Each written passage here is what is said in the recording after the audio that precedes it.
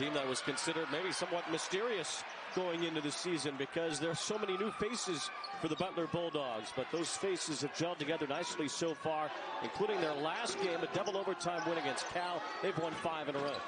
Coming off a couple of overtime games here at Hinkle. I think Thad Mata is hoping that this one does not go into extra periods.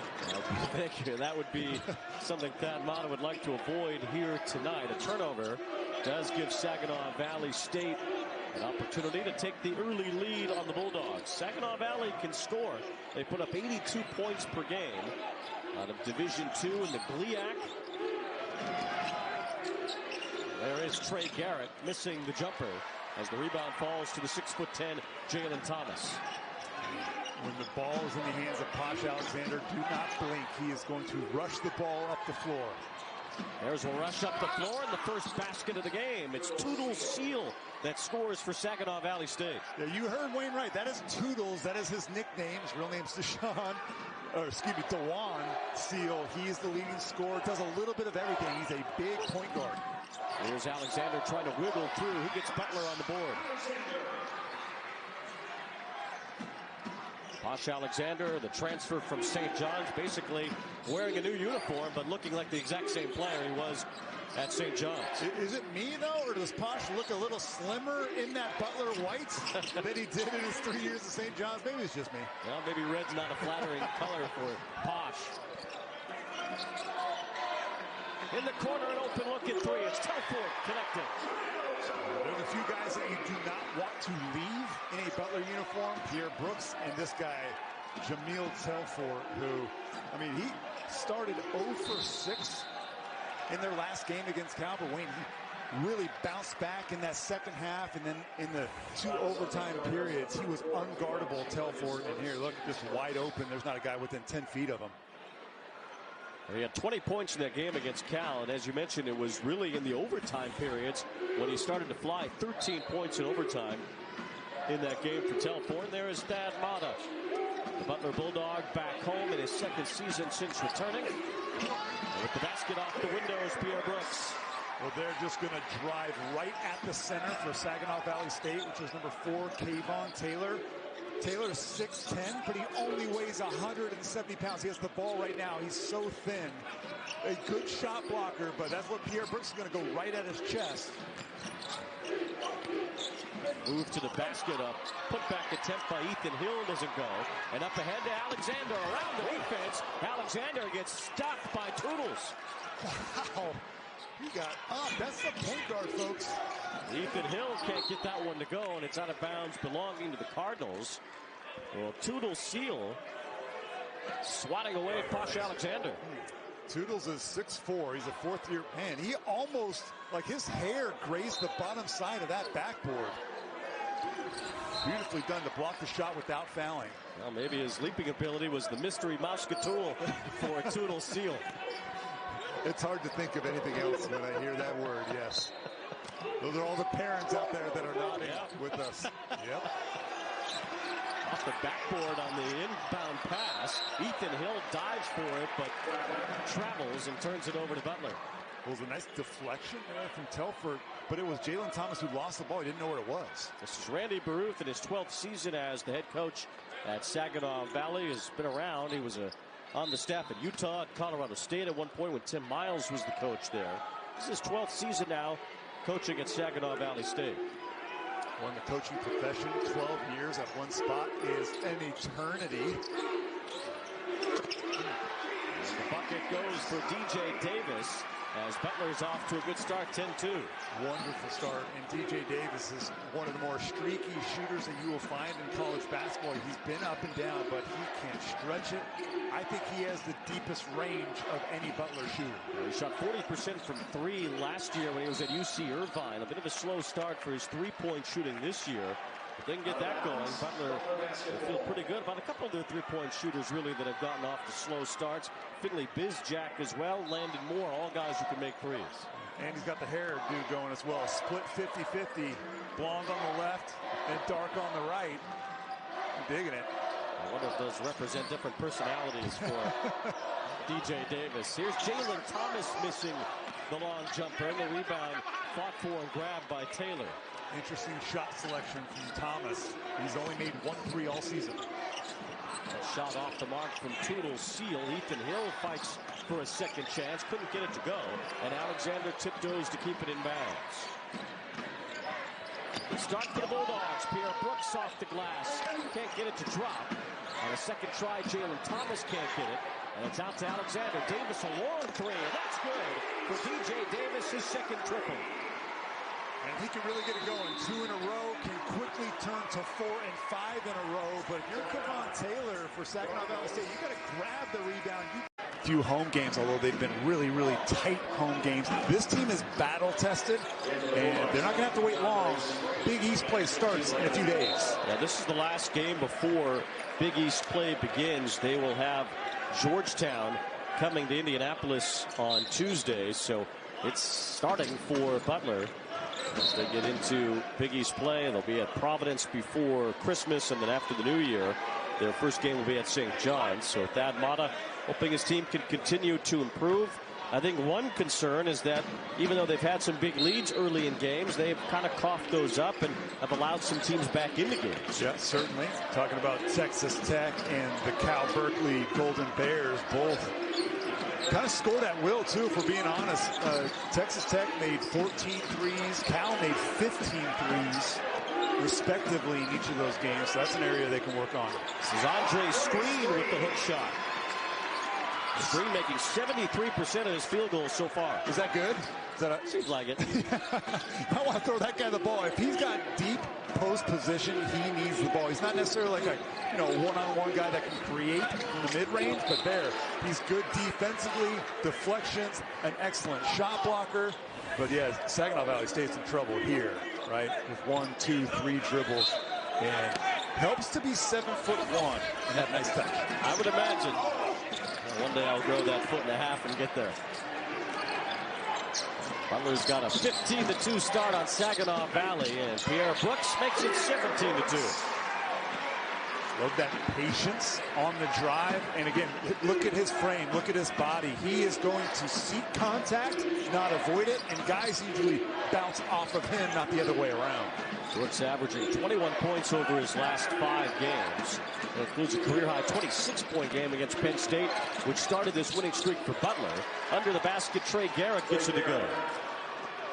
Trey Garrett, a rim attacker. You see his numbers on the season. He can do a little bit of everything, but he's also their best perimeter defender, and he's got the job against Posh Alexander to try and keep him in front. Bizjack with the 3. 4 for his last 7 from downtown. Finley Bizjack pulls one up. He really struggled to shoot the 3 early on, but he's a freshman. These are important minutes for Finley Bizjack. They're also important minutes for number 14 in white. That's Landon Moore. These guys need to get experience. Moore, the transfer from St. Francis, as Freddie McIntosh hits a jumper for Saginaw Valley. Alexander dribbles through the press, stops with a runner that he leaves off the screen. He knocks it off the window and through. It's a long 2, and it's no good for McIntosh. Tumbling over Dylan West, tried to hold on to it, but could not. Brooks runs it ahead. And Garrett kind of slams on top of Landon Moore. Will head to the free throw line. Wow. He tried to go up straight up to Trey Garrett, but he just floated in the air. And Moore, watch this. He goes straight up at first, but then his momentum completely, and he's like, all right, if I'm going to foul him, I'm going to make sure there's 0 chance that he can get the ball up on the backboard. Landon Moore was at St. Francis last year. Kind of had his way with that conference 7 times. He was the Northeast Conference Rookie of the Week. As Butler makes some changes, Connor Turnbull is in. Telford returns. Landon Moore is adjusting to a new role, right? You talk about him being a transfer from St. Francis. Well, he went from averaging 31 minutes a game and 10 shot attempts a game to a more reserved role. He's kind of have to wait his turn. He's an underclassman on a very old Butler team, but he's proven his worth in that second unit. Had some big games against stiffer competition last year. He had a 16-point game against Butler at Hinkle Fieldhouse, and he had a 25-point game against Miami, which is still his career high.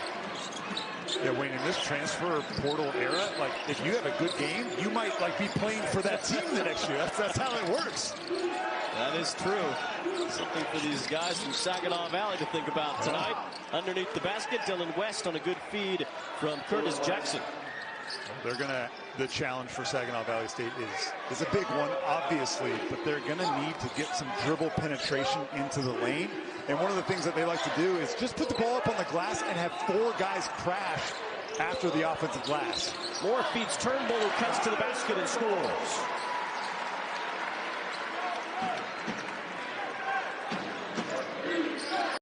Connor Turnbull, a rare returning player for Butler. The 6'10" sophomore gets on the board. Yeah, Turnbull and Jalen Thomas is not in the game. Those are basically the 2 returners that were in the regular rotation. Everybody else is new.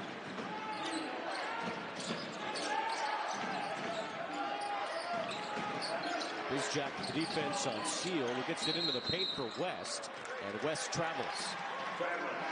A lot of turnovers here from Saginaw Valley. Yeah, I mean, but what a luxury for Thad Mata to have a guy like Jamil Telfort who can really guard positions 1 through 5. And I mean that in the true sense of the word. Sometimes we say, yeah, this guy can guard everybody. Like, he can guard centers. He can guard point guards because of his frame, his intelligence, and he does it all without fouling. In fact, this Butler team doesn't foul hardly at all. 13 fouls a game, which ranks 14th nationally. I asked Thad Mata about it, and he's like, we don't do it purposely. We don't talk about it all the time. I just make sure that my guys are playing good defense, and we're coaching them every day about it.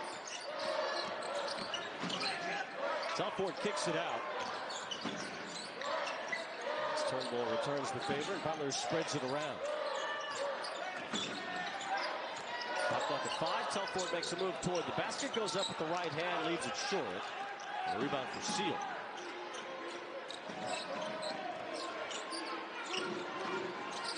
Well, Telfort's just not going anywhere.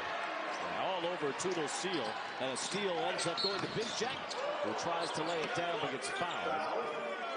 Bizjack will be at the free throw line after a timeout on the floor. It's all Butler at Hinkle Fieldhouse. Last 7, he has a chance at the free throw line here, where he has made 3 out of 5 so far this year. Bizjack is a freshman. He's from Texas, and at Byron Nelson High School he had nearly 3,000 career points. That's a lot of points in high school. So obviously this guy can get it done, and he's got a scorer's mindset. So you mentioned, what do I mean by that? Scorer's mindset is where, like, it doesn't matter if you miss 5 in a row or make 5 in a row. You're going to attack the game in the same way. So you mentioned that slow start from Finley. Well, he's just continuing to shoot open ones. They'll go in eventually. 20-point lead for Butler. This is Taylor who knocks down the jumper from the side. Kevon Taylor, as you mentioned, very wiry at 6'10", but he's made 2/3 of his baskets so far this year. Yeah, he's not necessarily a guy that they're going to go to in this game, but in the GLIAC conference, he needs to be able to go to a jump hook over his right or left shoulder.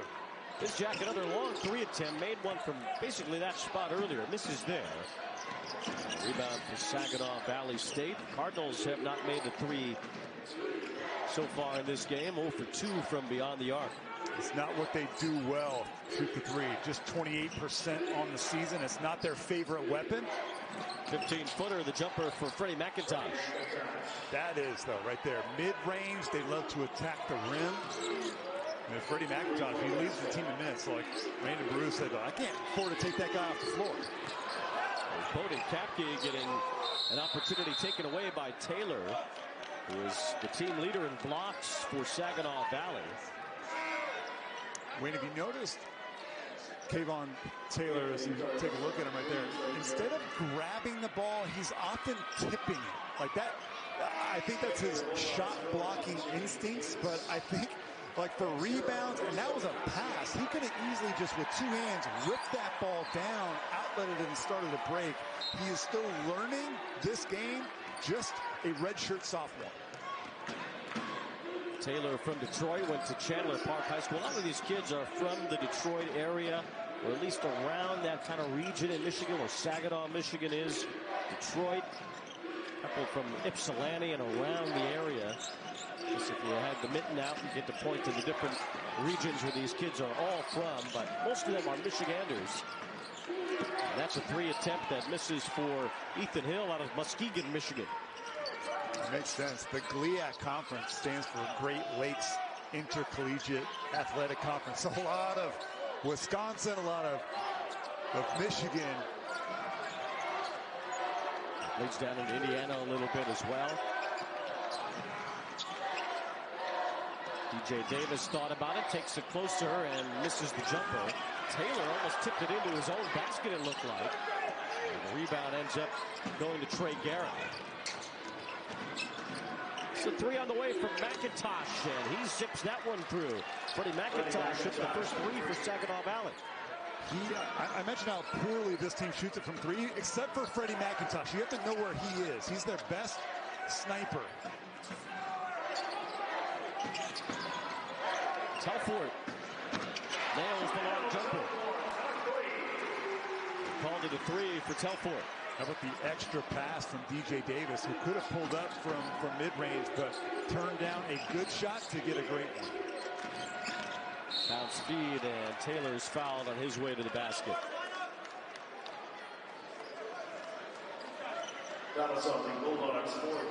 Watch DJ Davis, the shot fake, and you have to honor it, and that's just a one bounce, easy catch and shoot like you're playing pitch and catch in the backyard.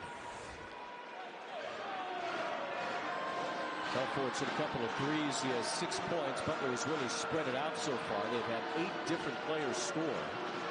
This is Kayvon Taylor at the line for Saginaw Valley. Just 4 for 11 at the free throw line. He makes that one. I think besides talking about Butler offensively, I think besides just the talent upgrade this year is the unselfishness, and we've already seen it on display. And it seems to me when I've watched Butler, they don't really care who's getting the credit, who's going to be the leading scorer. Even guys like Pierre Brooks, who is the leading scorer, he lets the game come to him, rarely forces stuff because he knows the ball's going to eventually find him. Notable there, the rebound coming from Augusto Cassia. Cassia is making his debut for Butler, a freshman from Brazil who had missed the first 10 games with a leg strain that he suffered back in October. And there's DJ Davis from the corner for 3. Yeah, you got to be there before the catch almost on DJ Davis. Butler 6 for 9 from 3 right now. Yeah, they're all open though too. There's a 3 from McIntosh, who's been the only Cardinal to connect from long range. He has 10 of their 19 points. McIntosh was the leading scorer for Saginaw Valley last year. That shot's off the mark, and the rebound for Ethan Hill. Trey Garrett has been the leading scorer for the Cardinals this year. Garrett just 2 points early on.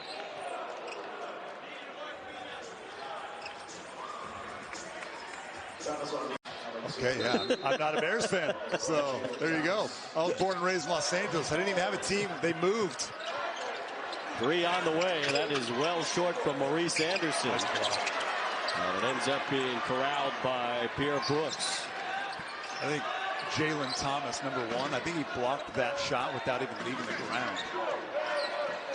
Butler 6 of 10 from 3. Alexander wiggles and scores. Well, he's coming off one of the best games I've seen him play. 21 points, 4 rebounds, 6 assists against Cal in that double overtime game. Cal could do nothing with them, driving to the rim, in the post. Sure, you're going to play off Posh Alexander defensively and try and make him shoot, but then he gets a running start at the rim. Looking for some open space. Toodle Seal as that shot falls short. Butler spreading out the offense, but Posh Alexander, such a steadying force. This is the 3 there, the rebound for Anderson. That was the first forced bad shot attempt that we've seen from Butler's offense. Anderson traveled on his way down. And it will be Butler ball. Butler has made 57% of their shots so far, 55% from 3, 6 for 11. It has worked in every way for Butler as Anderson gets some time with Coach Baruch. He's doing some teaching over there. When we went inside the huddle with Brew, he said, look, he knows that they can't take away everything that Butler does, but what the Cardinals are trying to do defensively is take away the paint, protect the lane, nothing easy. The problem is Butler's white hot from three. And there's a steal and an open lane to the basket for Freddie McIntosh to lay it in. So McIntosh has a dozen. He has outscored his own team at this point. He has 12. The rest of the group has 9.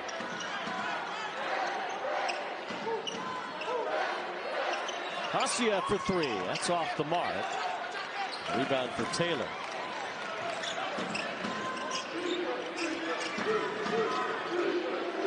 Butler trying to get to 9-2 in non-conference play before they take on Georgetown early next week. Butler has won 76 of their last 78 non-conference home games. That is an outrageous stat, but it does make sense. This is a proud program, and this is one of the best venues in all of college basketball. I wish I could have played here when I was in college. Not as many cross-country trips back then. That'll change soon. Alexander sends it out. That's Telford missing the 3 as it goes over the top of the backboard and gets stuck. Oh, we're going to have to bring out the broom for this one. Where's Butler Blue? He's going to climb the tree. You're going to put Butler Blue on a ladder and have him go up there and like bite the ball off the stanchion? I love it. I want to see it. Well, they got him in the car riding around between timeouts, so maybe they can get him up there. Remember a few years ago in the tournament where a ball got stuck and they had a cheerleader go on top of the shoulders, and then they had the thing and they poked it out and it got a standing ovation? That was awesome. I love those just kind of impromptu moments that happen in the NCAA tournament. Well, Butler hoping to be back in the NCAA tournament. They usually are in March Madness, but last couple of years, it turned out as well for Butler. Thad Matta back in the program, replacing LaVall Jordan.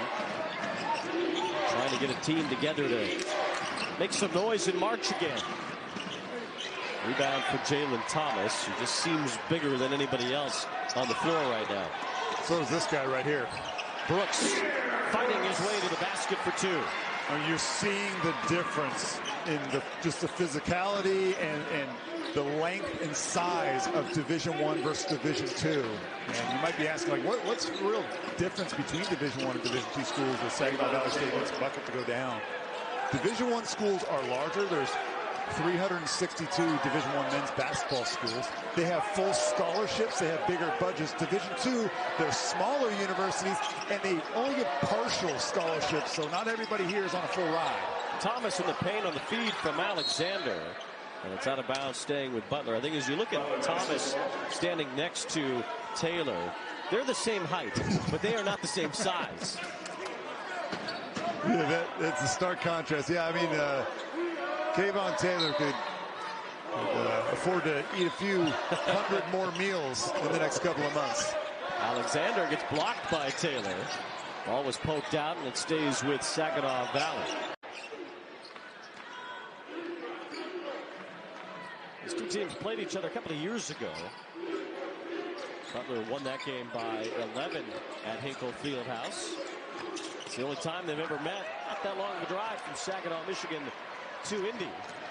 As Bizjack goes up and under and gets it to drop. That was beautiful. And I've seen Finley Bizjack in the open floor. He's creative. And that time, up and under. Yeah, it's only 322 miles. Yeah. A short flight. They did fly this morning to Saginaw Valley State. They had finals yesterday. 3 on the way from Trey Garrett. He's been cold early on. Garrett just 1 for 5.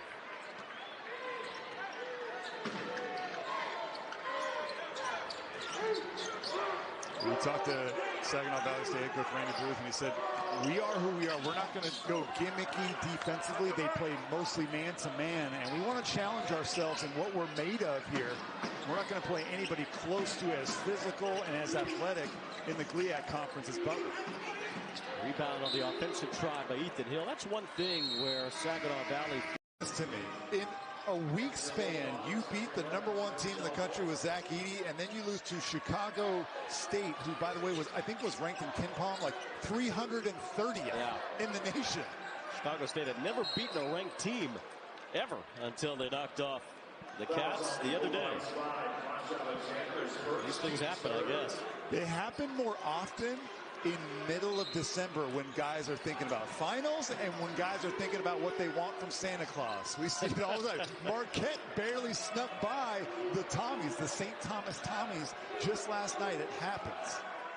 I remember when St. Thomas was a D3 school. They made their way to D1 over the last handful of years. Jumper from McIntosh, and he was looked good here early on. He's looked very good. Coming into this game, Freddie McIntosh, the third leading scorer on the team. But, you know, you mentioned, Wayne, that they played here in Hinkle 2 years ago, and Freddie McIntosh was good in that game as Saginaw Valley State gets a look-ahead Taylor dunk. McIntosh had 6 points, 5 rebounds, and 5 assists in Hinkle Fieldhouse. He does enjoy playing here. Kayvon Taylor has 7 points. Here's Posh Alexander trying to work around the defense. Underneath the glass, just kind of taking Jackson for a ride. Finally dumps it off to Screen, who will go to the free throw line. Well, it seemed like Curtis Jackson was going to follow Posh Alexander to every end of the earth. He did a full circle. Went from one side of the lane all the way to the other. Kept his bounce, kept his head up. A lot of times Posh isn't necessarily looking to drive here. He just is looking for a cutter. That was about as interesting of a drive as you'll see all year. And it's a good thing. Get the ball to Andre Screen. Good things always happen when you get him the ball close to the rim. Well, the 4th foul of the first half called against Saginaw Valley. It's against Taylor, who has 2. Dylan West will now replace Taylor. Might be a bit on the gangly side, but he's played well here in the first half. 7 points. He has a block shot as well. He's only going to get better, right, as he continues to get stronger, put weight on. Can't wait to see what Kayvon Taylor turns out to be. Andre Screen, the transfer from Bucknell, missing that free throw. Screen 5th all time in Bucknell history with a 62% field goal percentage. He's been even better than that at Butler so far this year. Here's McIntosh fading away. That jumper's fallen for him a bunch, but not there. The 2 surprise offensive players for me on Butler are Pierre Brooks, who barely played at all at Michigan State, and Andre Screen. Landon Moore fires from the top. Landon Moore's trying to get on that list. It's surprising guys, too. Like, you know, Pierre Brooks barely played at all at Michigan State. And comes here, I did not envision him averaging 17 points a game. Trying to toss up that pass. Toodle Seal couldn't get it to roll through. Final minute of the first half here in Indianapolis. Davis stops and misses. Offensive rebound, Andre Screen. Landon Moore, a long 3. That's too long, and the rebound for Curtis Jackson. And Curtis Jackson with the ball in his hands. He leads the team in assists, almost 5 a game. We haven't really seen much of him. He's not a scorer, but he wants to get 2 feet in the lane and then spray the ball out to his teammates. Yeah, isn't that 50 Cent's name, Curtis Jackson? Yes, that's correct. That is right. Yeah. 50 Cent's Curtis Jackson drops dimes. There's a missed 3 for McIntosh, and the putback as he follows it up with his own offensive rebound and score. He's been a one-man wrecking ball. Final seconds of the first half. Telford's going to put it up from 3, and it's good at the buzzer for Jamil Telford. For another year, unless somebody comes along and plucks him, and he's on a Division I roster next year. McIntosh actually had a 31-point game against Michigan Tech recently, at a new career high for McIntosh, and he's got a shot at even getting to that point again as Saginaw Valley rips the ball away to start the second half. That was strength on strength right there. I believe that was also Freddie McIntosh defensively showing that he's going to stand up to Posh Alexander. They got to keep him out of the lane and be physical with him. McIntosh was all GLIAC's second team last year. Pull-up jumper misses for Toodle Seal. And securing the rebound, Jalen Thomas cradles the basketball to make sure nobody can take it away from him. Davis in front of a screen, missing the 3 as Brooks runs down the rebound, tosses it up and gets 2. that runner, that medium range runner, has served Pierre Brooks really well because he's not a burner. He doesn't just blow by guys. And yes, he's physical at the rim, but he doesn't jump over people. So he's got to have that medium range. There's McIntosh with a basket and a foul. Thomas hit him from behind. So McIntosh continues his sharp play, and as some of his teammates try to help him and slipped and knocked right into him. As DJ Davis caught ball watching and Jalen Thomas gets the foul. He's just a second too late. So McIntosh already with 18 will have a chance to get one more here. A three-sport star in high school out of Saginaw High School right there in the Saginaw Valley. He has done well for his hometown college as well. And his head coach said that Freddie McIntosh and Trey Garrett, number 3, those are the guys that run our team. They run our locker room, and he has full faith in those guys. I mentioned Garrett earlier celebrating his birthday today, and a lot of his friends and family made that trek from Saginaw, Michigan down to Indianapolis. Open look for Posh Alexander, and he airballed it. Well, they're going to play off Posh. So is every team that plays against Butler this year. Thad Matta knows that. But he tells Posh, hey, look, we don't want you to cast up 5 a game. But if teams are going to leave you that wide open, you at least have to make them feel it and take 1 or 2. Alexander's only hit 24% of his threes so far this year. Wide open under the basket. A bounce feed finds Toodles Seal. And Toodles needed that. He was basically shut off. Just 2 points in that first half. I mean, he's the leading scorer for the Cardinals. If they want to make this game respectable, he's got to lead that charge. Seal averaging 17 points per game. Got the nickname Toodles from his mom when he was a kid. As Telford hits the little jumper there. And Toodles Seal apparently was dashing all over his house as a young man. His mom couldn't keep up with him and gave him the nickname Toodles that has stuck ever since. Kayvon Taylor floats one through. And a completely different, more confident Saginaw Valley State offense. The ball is hopping around. I'm sure Thad Matta can't be pleased with that. Brooks in the corner of 3. Happy with that, though. Pierre Brooks 49% from 3 over the last 6 games entering tonight. That's his first 3 of this one. Right there, you find a more consistent performer scoring the basketball than Pierre Brooks in the Big East Conference. You can count on him every night to bring it. He's got 11 tonight. McIntosh leaves that one short, then fights Thomas for the ball as they both go down, and a jump ball is called. McIntosh really a foot shorter than Jalen Thomas. So I don't know what Randy Baruch talked about in his locker room, but this is like the fight is on now. Unfortunately for Cardinal fans, they would have liked to seen this about 45 minutes ago when they spotted Butler way too many easy looks, and now they're not backing down anymore. Now remember, Butler got off to a 15-2 start in this game, so really since then it's been close to even. Took Saginaw Valley that extra 5 minutes to get started. Barnett is fouled by Alexander as the block was called. That was the right call. That was clearly a flop. Posh trying to draw it, and the official not fooled. Watch here. That's, I mean, there was a little bit of a chicken wing, but certainly not enough for Posh to go down like that. Take away. Posh Alexander pokes it out. He's got Garrett behind him. He scores. They collide together. No foul was called. Alexander helps him up as he gets 2 over Trey Garrett after the steal. Posh looks so much better and happier, honestly, than he did a season ago. 3 years at St. John's where he racked up a whole lot of steals playing for the Red Storm, and there's a jumper again for McIntosh. Alexander now 212 career steals entering today. Up top it goes. Jalen Thomas brings it down. His first bucket of the game. Jalen Thomas was the only starter that did not score in that first half, but he's part of that 3-man center rotation for Thad Matta.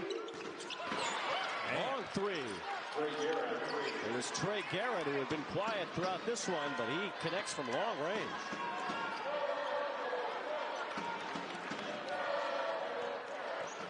I think Thad Matta's seen enough. He's going to get some reinforcements here. Out to DJ Davis, an open look. That hits the 10th three for Butler in this game. Three-pointers galore. I feel like I want to hop on the court and jack up a few. Taylor drops that one over the Butler defense. Butler is 10 out of 20 from three-point range. As the Bulldogs continue to. Couple of threes already. See, it's his third game with 20 points or more, so clearly a guy that can score it. This is his second time playing against Butler and in this building, and he brought the fight then as a young freshman and now a junior, and a little bit more experience, and it shows. 20 points in this one for McIntosh, his career high, just recent against Michigan Tech. Saginaw Valley had won 6 in a row until last Saturday. They lost against Northern Michigan, a game where they felt like they had a chance to win. Andre Screen bullies his way over Taylor and gets a bucket. That's got to be an early double for Saginaw Valley State. And Andre Screen is going to shoot 100% on those types of post looks. Davis had a steal and lost it right back to Jackson. Screen is 3 for 3 in this game, improving on his 72% field goal percentage for the year. There's McIntosh, just tossing it up left-handed. And the rebound grabbed by Jamil Telford. Landon Moore gets fouled. Been a whole lot of whistles in this game. Foul there on McIntosh. Only the second team foul in the second half for Saginaw Valley. Just the 6th foul by the Cardinals in this game. Butler's only had 5. Well, when you shoot a lot of threes, you're not going to get a lot of fouls unless they're fouls on the offensive board. It's got to be a quick double team. Screen in the paint, and that double team help from Barnett, who knocked it out.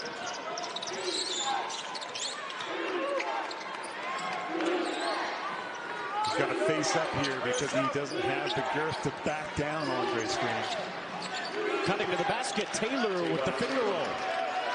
You got to play your strengths, right? He's not a back to the basket post guy yet, but he's an excellent rim runner and pick and roll man.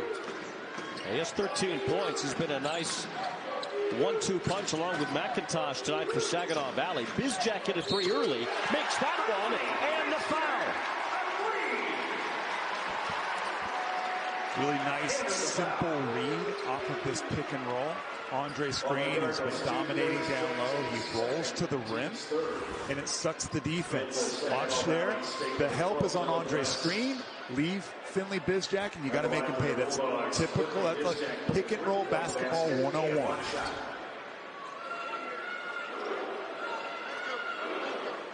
Chance here at a 4-point play for Bizjack. 10 points, establishes a new career high. He had 8 in the last game against Cal. We mentioned his slow start, but he has now hit 5 threes in his last 3 games. Had just 1 in the first 7. Well, it's going to be hard for Finley to get consistent playing time because he's playing behind upperclassmen. Posh, DJ Davis, Pierre Brooks. Those guys are all juniors or seniors. It's 4 and 1 turn after a screen. The 3 misses from Garrett. Barnett offensive rebound. Nice bounce pass from Jackson, although Dylan West couldn't finish.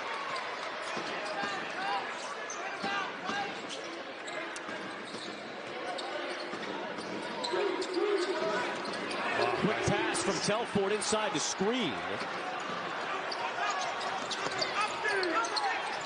Freddie McIntosh is wide open for a layup there. They missed it. He's got the ball now. Sends it out. Barnett. Jackson gets bumped by the 7'1" Andre Screen. Jackson about 6 feet. And that little hip check from Screen almost sent him into the 3rd round. Really, the size disparity is significant, eye-popping, but you can make up for that lack of size with toughness, with hustle, getting on the offensive glass. Certainly the Cardinals want some more threes to go down. They've only made 3 so far.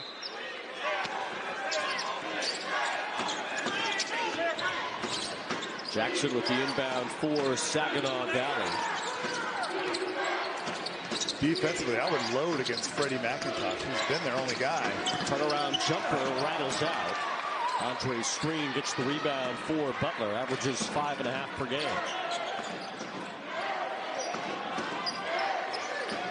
Both teams have shot well here in the second half.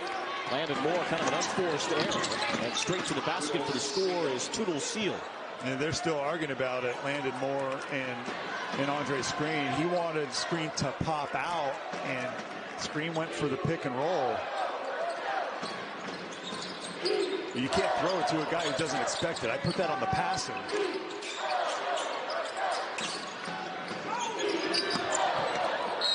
Screen gets tripped up with Dylan West, and a foul is called. Toodles, as a young man, was running around his house. Well, now he's running around Hinkle Fieldhouse and scooping and scoring. Cardinals need a lot more of that. It's just tough. But with Butler, they have plenty of ball handlers, so creating turnovers is a lot more difficult this year than it was a season ago. Relying on two-point baskets against a team that's made a lot of threes. Sure. Doesn't help either for Saginaw Valley. Butler's made 11 threes. Cardinals have made only 3. Butler basketball. Yeah, Coach Bruce's team is shooting 57% in the second half, but you're right. Trading twos for threes isn't going to help. This is Brooks getting swatted away, but it stays with Butler as it lands out of bounds. Normally, you see Pierre Brooks go for a shot fake here. He doesn't. He goes right into the chest of the shot blocker, but he basically put that ball on a silver platter. Quick pass to Bizjack, 3, no good. And the rebound for Dylan West. Jackson pushes it up the floor for Saginaw Valley. Cutting to the basket, good feed, and Jackson sets up Toodle Seal. You got to know who you're guarding. That's Landon Moore, and if you're guarding Toodle Seal, Pierre Brooks splits the defenders and gets 2. know who you're guarding. Curtis Jackson has the ball right now. Is a passer, not a scorer. Puts up a bad jump shot there and can't get it to go. Jackson averaging more assists per game than points. Had a career-high 11 assists against Adrian College. Actually led all of national junior college players in assists last year. This is Turnbull in the corner for 3. Like Turnbull's game, he's dealt with some injuries throughout his career and some inconsistent playing time because of it, but super skilled. Connor Turnbull was 7 out of 10 from three-point range in Big East games last year. Again, Big East Conference play starts next week against Georgetown. Turnbull with a block. Turned away a scoring opportunity for Saginaw Valley. Brooks dropped Ethan Hill with that move. And then the ball was knocked out of bounds. Off the top of my head, I don't think so, but I'm sure somebody has. When Art Shell coached the Raiders, it was kind of rare that even he was an offensive lineman. Was a head coach in the NFL.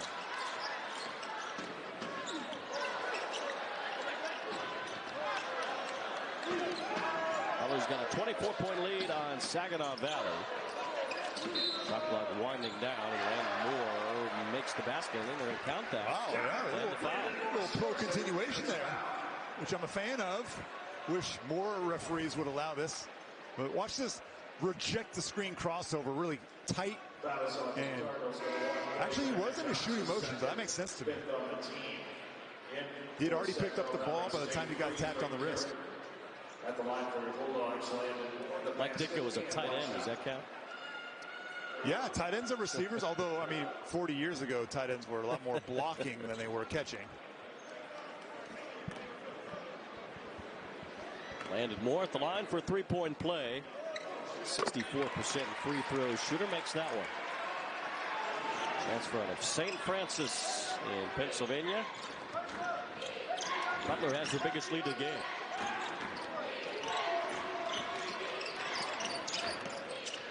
One last tune-up for the Bulldogs before they face Georgetown. There's Ethan Hill getting in everyone's face after the putback dunk. Hey, they're down 25, but he's still screaming. I mentioned in the first half, though, one of the things that Saginaw Valley State does really well offensively is crash the glass. They send 4 guys to the offensive boards. And here's Hill. Shot goes up. If you're ball watching and not blocking out, as Connor Turnbull just kind of haphazardly tried to block that shot. That's what happens. Kind of dunked it on his own teammate too, Wayne. Yeah, whoever's in the neighborhood. Pierre Brooks with the turnaround jumper.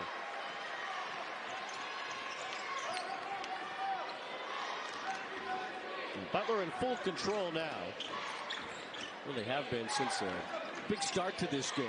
On the free throw line, it's a missed jumper for Taylor. And Turnbull fights for the rebound for Butler. I don't know if Taylor has that in his game yet. Moore for three. Put back in a collision between teammates Brooks and Turnbull. Knocked into each other, both slow to get up. But it's numbers for Butler as Brooks stayed on the other end. Now he sets up Turnbull with a little showtime. You know where my eyes go to Thad Matta and what he thinks of something like that? Because if Connor Turnbull doesn't flush that, it's like an uh-oh situation. But he makes it, so we're moving on. Nice highlight. I love it. Well, we're here to have fun, too. That's right. Turnbull with a block. This has become the Connor Turnbull hour. The last couple of minutes, he's putting on his own personal highlight reel. And I love the unselfishness, but this could go wrong a few ways. It didn't. The smirk from Turnbull, that actually hit kind of the side of the rim. And then on the other end, length against more length, Turnbull turns him away. I don't get to see too many of those types of plays in college basketball set up that way. You know, really set up that way because Brooks and Turnbull ran into each other on the previous play. And then a steal created that opportunity for a little flashiness from the Bulldogs, who lead by 29. McIntosh steps back, misses the three. Landon Moore gets the rebound and skirts away from Saginaw Valley's defenders. Bowden Kapke backing his way in. Offensive rebound. The putback doesn't go. A third try for Kapke. And that one doesn't drop either. Well, not against Taylor. Kayvon Taylor, you have to move him underneath the rim or get a shot fake and go into his body. If you try to avoid him or go around him, his arms stretch sideline to sideline and floor to ceiling.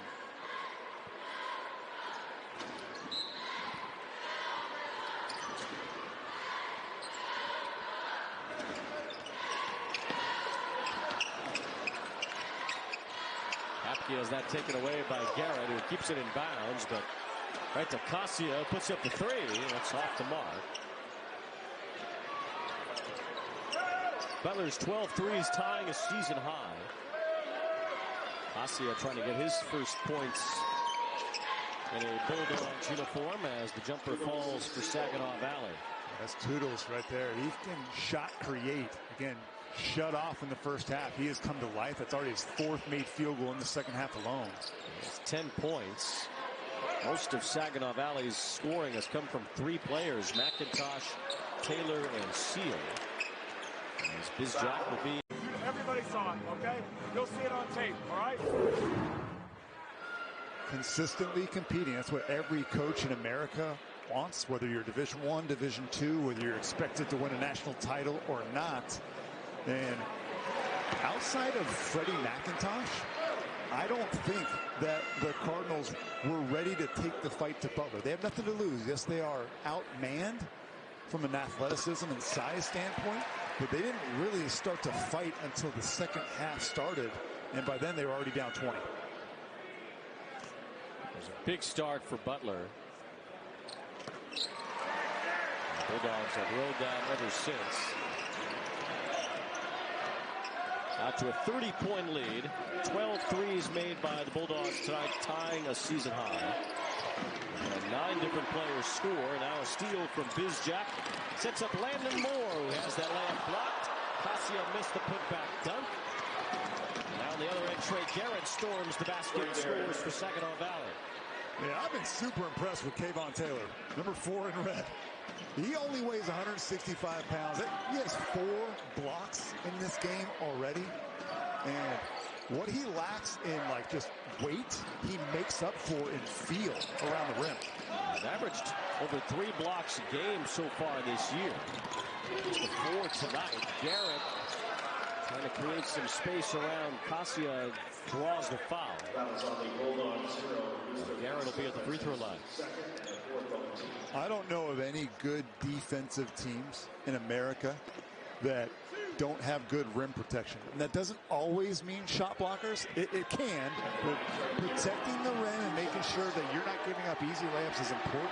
And when Saginaw Valley State has a guy like Kayvon Taylor to kind of anchor that defense, it empowers everyone else in a red uniform, especially on the perimeter, to get up in the chest of their opponent. Because if they get beat, they got somebody back there to erase a mistake.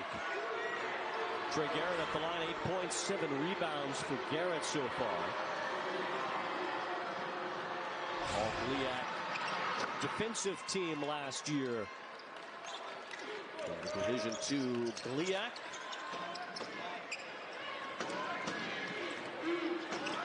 Let's go look feed from Bizjack. Turnbull couldn't get the dunk to go. Ended up back with it though. Now Kasia finds his way attacking the basket. Seemed like he surprised himself when he got real close. I was about to say, he drove that ball with no purpose, no plan. And by the time he's like, uh-oh, I better throw this one up. It was too late. Now Kasia behind the arc. His three is no good. Kasia's been cold in his debut, 0 for 5.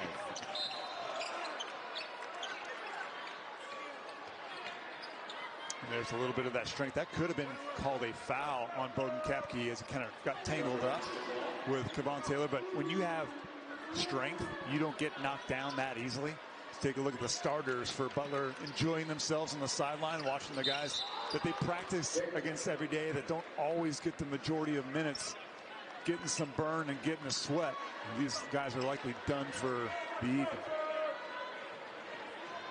Well, Butler's had a good performance from the likes of Pierre Brooks, who has 15 points. Jamal Telford 4 to 5 from the field, 11 points. Finley Bizjack has 14. He is up there with the leading scorers for Butler. It's been the best game so far in the freshman year of Bizjack. Landon Moore trying to find an opening, goes up with the left hand and scores off the glass. That was So needs some medical attention for that right leg. Saginaw Valley, a team that hopes to make some noise in their conference and in their region.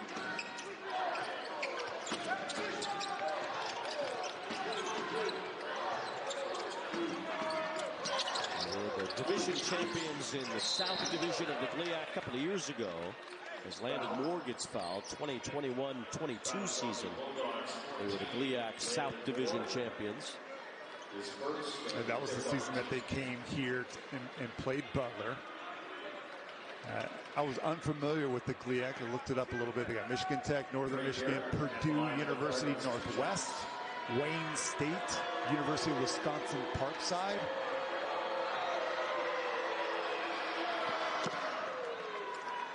Trey Garrett at the line. Wayne State, a favorite of mine. Of course. There are no Casey State universities that I am aware of. But yeah, I'd be cheering for them if there were. 26-point lead for Butler with 6 minutes to go. So obviously the result of this game is already in hand, but it's really still important. Guys like Landon Moore, Finley Bizjack, Connor Turnbull trying to earn minutes every single practice and game. Bizjack tossing one up as Kapke tried to tip it back in but couldn't. Bizjack going for the steal, almost had it. McIntosh grabs it for Saginaw Valley. McIntosh with a great first half, kind of looked the defender off and took it to the basket. Nice move by McIntosh, who has a game-high 22 points.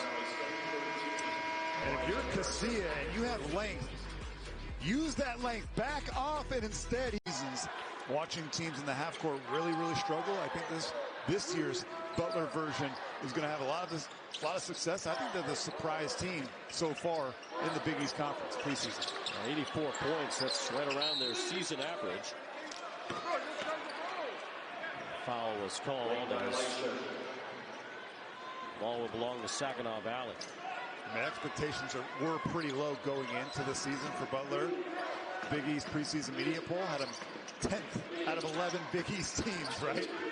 Only DePaul was picked to finish last. If they had to do those things over again, Wayne, I think you'd see Butler shoot right up that list.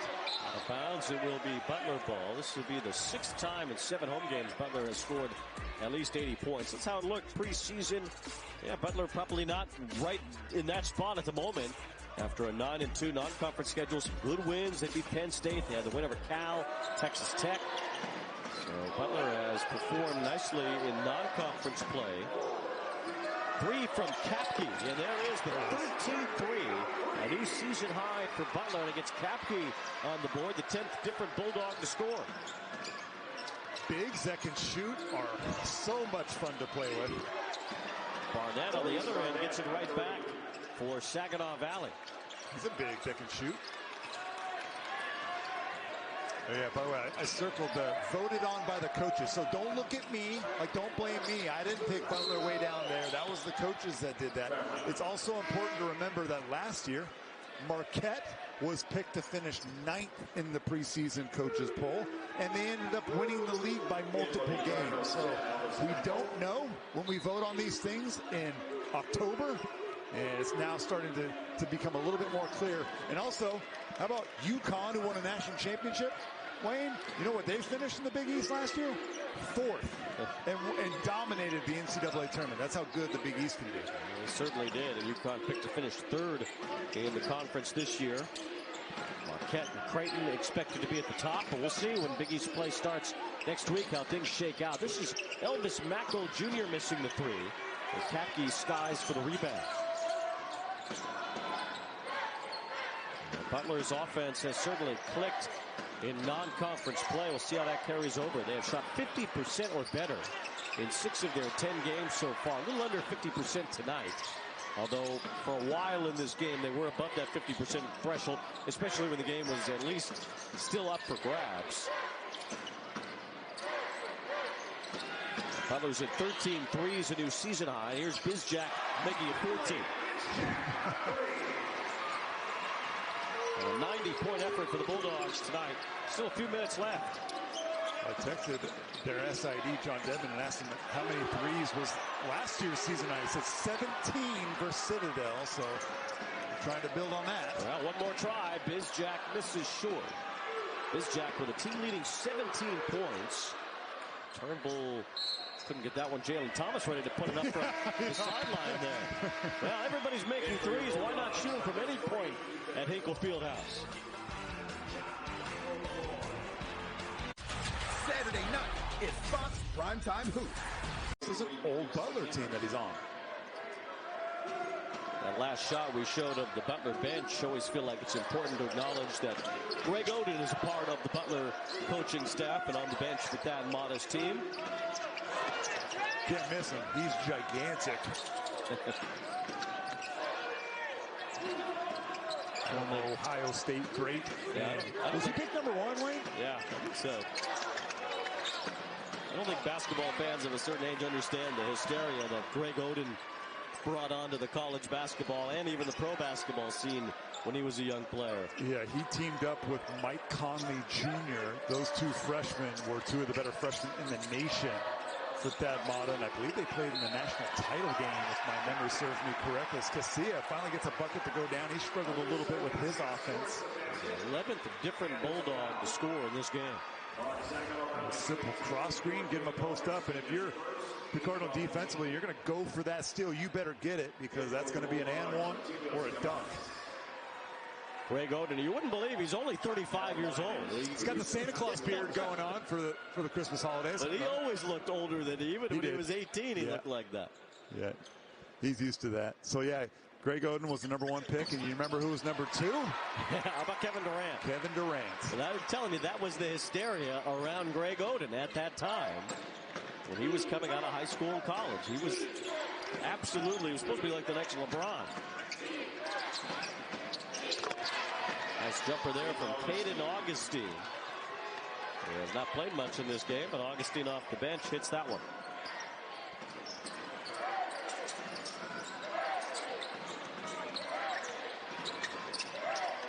Final moments here in Indianapolis, where the Bulldogs have controlled this game. This is Gavalis with a three. That's too strong. Cassia fights for the rebound. It's knocked out of bounds. It'll stay with Butler. Okay, see what do you think? Butler looking ready for conference play? Oh, yeah, they better be. Big East is locked and loaded, just as good this year as it was a season ago. But yes, they are as ready as they're going to be. This is now, their 6th win in a row. Got to be feeling good about that. They're an improved shooting group. They have versatility. They really spread it around. I don't know that there's one star on this team. McComb for three. That's good for Ethan McComb. He is 3 for 3 from three-point range this year. Put that guy in the game a little bit more. My dad always told me, if you're shooting 100% from three, you're not shooting enough. Now a takeaway. John Michael Malloy got his hand in there. Right back on the other end, a steal for Maurice Anderson. Mackle with the layup for Saginaw Valley. Butler's got 96. Don't think they're going to quite crack 100 here. A pretty good offensive performance nonetheless. As we get into the final 30 seconds, about a second difference between the shot clock and the game clock. Mackle misses. And now the shot clock is off.